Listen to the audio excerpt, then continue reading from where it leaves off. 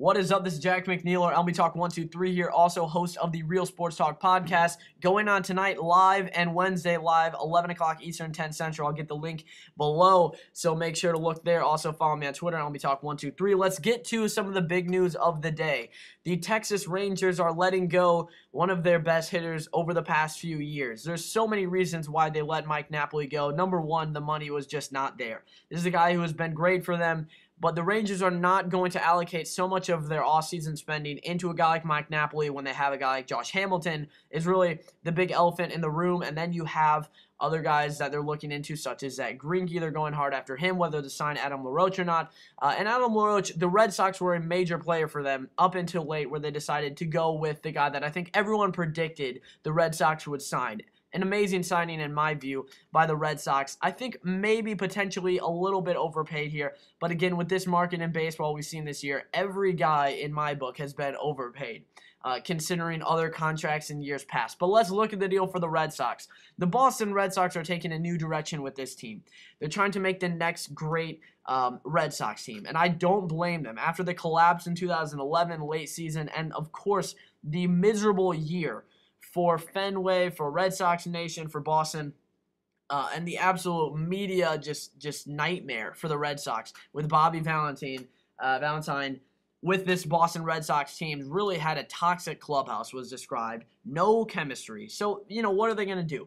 They're going to rebuild. They shed over $260 million in future commitments to guys like Carl Crawford, Adrian Gonzalez, Josh Beckett. Great deal for the Red Sox. I mean, I was a huge fan of that deal for the Red Sox. I understand it for the Dodgers. I think if they really wanted to spend that much money, they could have probably gone into the free agent market and picked up a few of those guys without maybe having to include Josh Beckett and Carl Crawford. They could have been fine with just Adrian Gonzalez, but I think the Red Sox, that was part of their deal. They wanted to get rid of all those, that payroll. And now Ben Cherington taking this team into a new direction, signing Mike Napoli. Now they need a first baseman. They get him right here. 3 years, $39 million. Now that seems like a lot, especially when you consider like Adam Dunn signing for 4 year, $40 million a few years ago. You see the prices have gone up, especially in the thin first base power market that is there, and what Mike Napoli can provide for the Red Sox is absolutely key. You have a pull hitter, perfect for the Green Monster in Fenway. I think he'll hit 30 home runs easily next year, so a big pickup there. So going into this offseason, you have the Red Sox, who have just a ton of money to spend. You have them trying to be careful not to be lured into spending just an extreme amount of money on Josh Hamilton, which I think is it's a possibility. If Josh Hamilton wants to take a 3-year deal, a 3 to 4 year deal, I think the Red Sox would be open to doing so because they have the money to do it.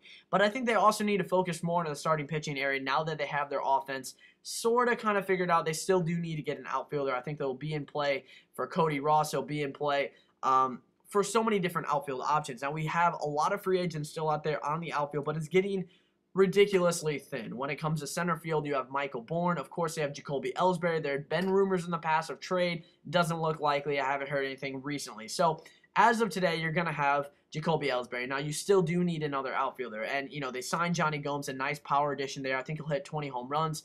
I think really the main reasons why they signed these guys, to go along with the power, was the veteran presence and the makeup into these guys. They said the makeup is great. They had terrible team chemistry last year. They're looking for guys that can really bring this clubhouse together and really solidify this team. And when you look at these guys, Mike Napoli, Johnny Gomes, David Ross, these are guys with experience, postseason experience for some of them. Obviously, well, actually, all of them. And really, Mike Napoli, he had a down year last year. Yes, you look at the average. You look at his 2011 season was absolutely ridiculous. If he does that in 2 out of the 3 years in Boston, it's going to be a huge success for the contract.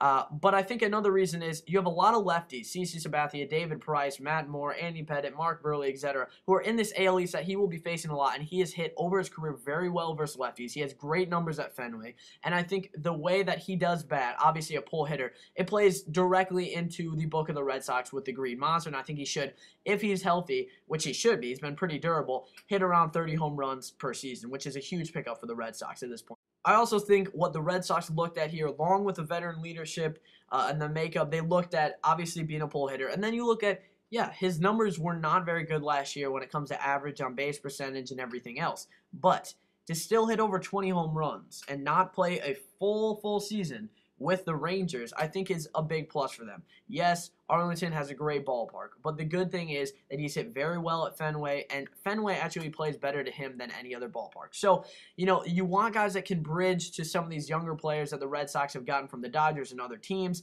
The Red Sox still do have a while to go to become, I would say, superior to other teams in the AL East. When you have the Rays sign James Loney today looking for more offense, I think they will trade a starting pitcher during the winter meetings. We'll have to look at that. We'll talk more about that tonight.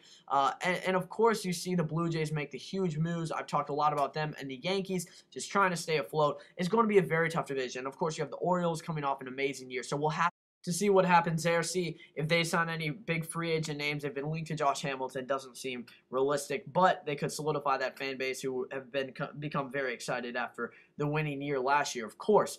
So the Red Sox are in the right direction. I'm not sure that I would say that they're playoff ready this year, but again, we'll have to see how they do fix the rest of their lineup. They now have first base taken care of. I think if they go out and sign someone, if they were able to get Anibal Sanchez, it'd be huge. Whether they trade for Justin Masterson or get a lesser pitcher in the free agent market, either way, it's going to be great for the Sox. They are also listening to offers on Jared Saltalamacchia. I think it's very possible he does get traded in a deal for a pitcher, but if not, they have very good depth at catching right now with David Ross, Saltalamacchia. You have Ryan Lavarnway, and then, of course, now you have Mike Napoli who can switch in and out. But thanks for watching, guys. We'll see what happens. I think Dan Herron will probably sign with the Sox as well for some pitching help there. Thanks for watching. Again, if you've made it this far, congratulations. But I will be on again on Monday, which is tonight, 11 p.m. Eastern, just in a few hours, hosting my first Just Me show live. So definitely check that out. I'll leave the link in the description below. Then tomorrow, Tim Kelly and Justin Godsey. An earlier time, I'll announce that later. And then on Wednesday, again, myself. Thanks for watching, guys. Have a great